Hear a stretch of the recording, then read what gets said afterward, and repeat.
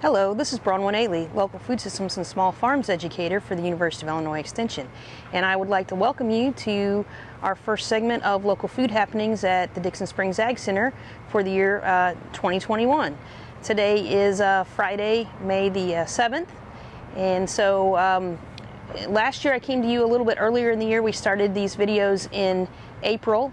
And we've done a lot of the same things in 2021, getting our plots and demonstration areas set up as we did in 2020. So I didn't want to go through and show some of those same things again. But one of the things I did want to highlight for this season is a planting date study on tomatoes that we're looking at.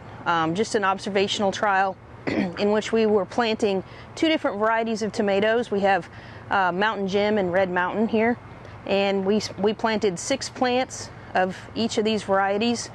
Starting, the first planting went in on March the 15th, and so these first 6 plants in here were the March 15th planting, and then the next 6 plants we planted on April the 2nd, and then another 6 plants went in on April the 15th, and our very last set went in on May the 1st. And we just want to look at see if we notice any yield differences, or not necessarily yield differences, but any surprises in the timing of our first harvest on these different planting dates.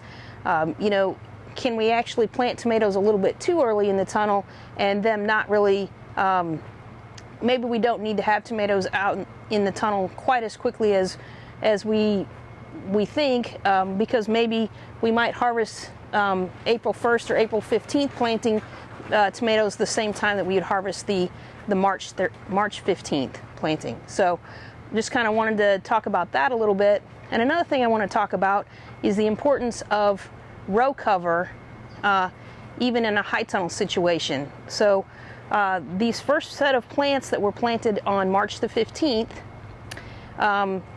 went out well. We didn't really have any cold events, but if you remember, I think this was regionally here in the Midwest, we had a cold snap coming through the very end of March, like March 31st, April 1st.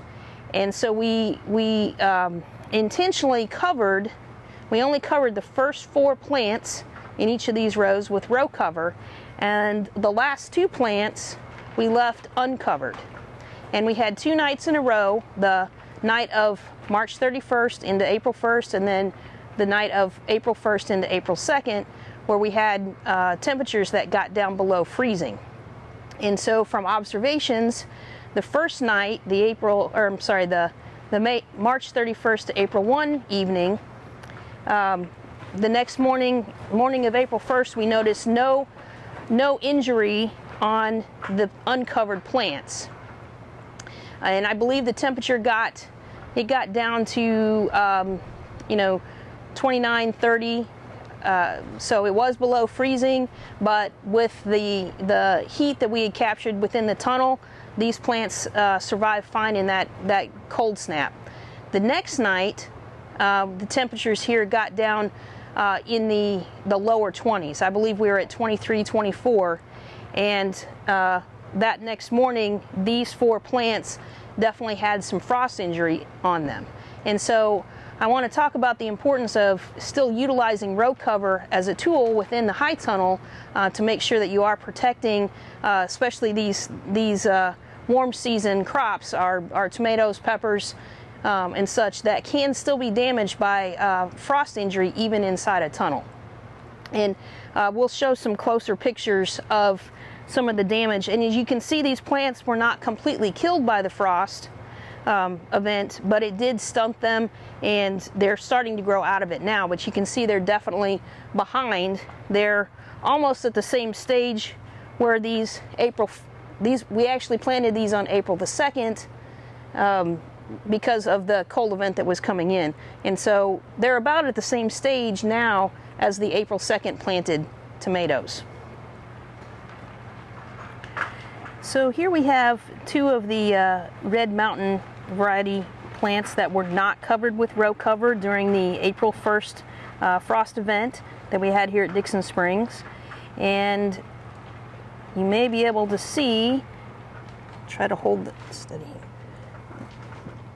You see some of the brown leaves there, and as we try to look into the very center of the plant here, you can see the middle definitely had frost injury and was very much stunted, but the whole plant was not killed out, just that top growing point.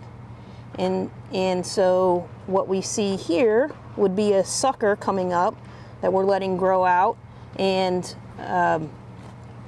that will be what hopefully the area that we'll be harvesting off of, since that central growing point was damaged during that frost event. And again, these were in the high tunnel and these were not covered, and our low temperature was in the about 23, 24 degrees outside. And so even though they were in a high tunnel, they were not protected enough just being in the tunnel without the addition of row cover. And you can see both of these definitely were stunted, and so compared to the plant next to it that was covered during the event, you see we have down here, you can see we have our first cluster of fruits are set and sizing nicely. We're setting the second cluster is setting, and we have flowers for our third and fourth cluster already.